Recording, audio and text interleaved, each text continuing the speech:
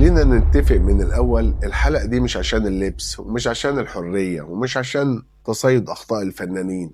الحلقة دي عشان حاجة أبسط بس أخطر.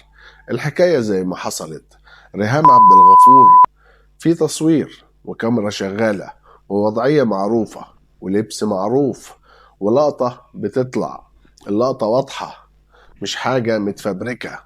تبص للمصور تضحك وبعدين تعدل نفسها. خلصت؟ لا، لسه ما خلصتش. من هنا تبدأ الحكاية. بلاش نضحك على بعض. أي حد يقول غصب عنها لقطة عابرة، لبس خانها، شيء طبيعي، مصور سيء النية، يبقى بيضحك على نفسه. الفنان عنده خبرة تفوق خيالك في وضعية الكاميرا. هو عارف الكاميرا كويس، عارف الزوايا، عارف القعدة، وعارف اللبس بيطلع ازاي. دي مش أول مرة يقف قدام كاميرا، ده واقف قدامها آلاف المرات. أمال الغلط فين؟ الغلط مش إن لقطة حصلت بس كده وخلاص. الغلط إن اللقطة حصلت واتثابت واتشافت واتنقلت من غير أي اعتبار إن الجمهور ده لا هو صاحبها ولا قاعد معاها ولا مختار يشوف كده. الحرية مش معناها إنك تفرض عليا مشهد، هي حرة، بس الحرية لها حدود. انت حر في بيتك، في حياتك الخاصة، بعيد عن الكاميرا. لكن أول ما تطلع قدام جمهور بقى في عقد غير مكتوب اسمه الاحترام، واللي يكسر العقد ده ما يستغربش لما يتحاسب. طيب النقابة عملت ايه؟ الإيقاف المؤقت.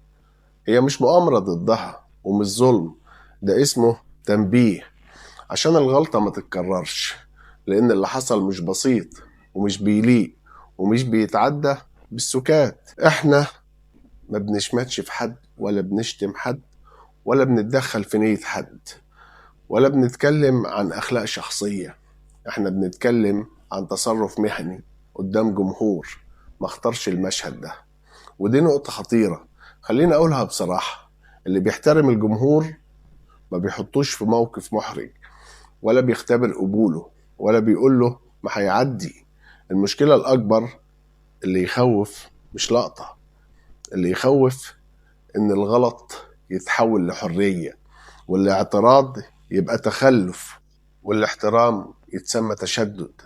ساعتها ما يبقاش فن، يبقى استهانة.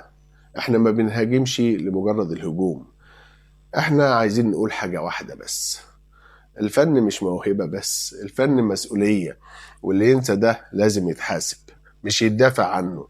الجمهور مش عدو ولا وصي ولا متفرج غبي، الجمهور شريك، واللي ما يحترمش شريكه ما يستحقش تصفيقه. عارفين اللي حصل اتكرر ليه؟ مش صدفة ومش سوء تقدير ومش لبس خانها. اتكرر لسبب واحد بس، لأن أول مرة حصلت ما كانش في حساب. من كام سنة ممثلة على قدها عملت موقف مشابه وأكتر وضوح وأكتر جرأة. هل اتمنعت؟ اتحاسبت؟ اختفت؟ بالعكس، شفناها في أفلام ومسلسلات وبطولات وترقيات. فالرسالة كانت واضحة: اعمل مش هيحصل لك حاجة. وهنا الخطورة، لما الغلط ما يتحاسبش ويتكافئ ويتشاف انه عدى، ما يبقاش غلطة، يبقى سابقة. والسابقة دي بتقول السوق قابل، الجمهور هيتكلم شوية وينسى، الترند يخلص ونكمل. لو أول غلطة كانت اتحاسبت ما كانش الغلط ده حصل. وهنا بنوجه الاتهام الصح. أنا مش بوجه الكلام لريهام بس، أنا بوجهه للصناعة وللنقابة ولصناع القرار وللقانون. لأن لما تكافئ الغلط ما تستغربش لما يتكرر وبنسخ أوضح وأجرأ وأخطر. السكوت الأول هو اللي خلق الجرأة التانية. واللي يسيب الغلط يعدي مرة ما يلومش غير نفسه لما يشوفه بيتكرر. لازم نفهم حاجة مهمة جدا، والكلام ده ناس كتير بتخاف تقوله: اللقطات دي مش عشوائية، هي موجهة، ومش للجمهور كله، موجهة لفئة بعينها. مين الفئة ديت؟ فئة ما بتدورش على فن ولا أداء ولا رسالة، فئة بتدور على لقطة، على إيحاء، على حاجة تتقص وتتداول وتعمل تفاعل.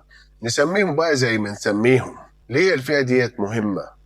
لأنها بتعمل ترند، بتزود مشاهدات، بتولع السوشيال، بتضغط على السوق، والسوق للأسف بيسمع للأرقام مش للقيم. وهنا بيتعمل الحساب، مش حساب أخلاق ولا حساب فن، حساب اللقطة دي هتجيب إيه؟ ترند، تفاعل، جدل، غلو في الأسعار، ارتفاع أجر الفنانة.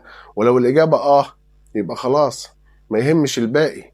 المشكلة الأكبر بقى إن الفئة ديت صوتها عالي، تأثيرها سريع، وبتفرض ذوقها. فلما الفنان يغازل الفئة ديت أو يسترضيها أو يقول ما هم كتير، يبقى هو اختار أسوأ جمهور وساب الجمهور المحترم. لأن في الحالة دي ما بقاش فن، بقى لحم رخيص. الجملة اللي توجع، اللي يوجه شغله للغير محترمين ما يزعلش لما المحترمين يسحبوا احترامهم. اهو ده سبب التكرار. لقطة عدت، فئة سقفت، حسابات زادت، فالغلط اتعاد. مش صدفة، مش غباء، ده اختيار. الاتهام الحقيقي مش اتهام شخص، ده اتهام توجه. انك تكسب تأثير على حساب ذوق عام وعلى حساب جمهور دفع تمن الفن ده سنين. الفن لما يكرر يغازل أسوأ ذوق ما يبقاش فن، يبقى سلعة. والسلعة ما بتطلبش احترام، هي بتطلب مشتري. وبعدين ما تحترموش نفسكوا بقى. مفيش دين سماوي ولا عقل ناضج ولا مجتمع محترم بيقبل ان الحاجات دي تبقى عادي، لا في لبس ولا في تفكير ولا في سلوك. دي مش حرية، دي انفصال عن اي مرجعية.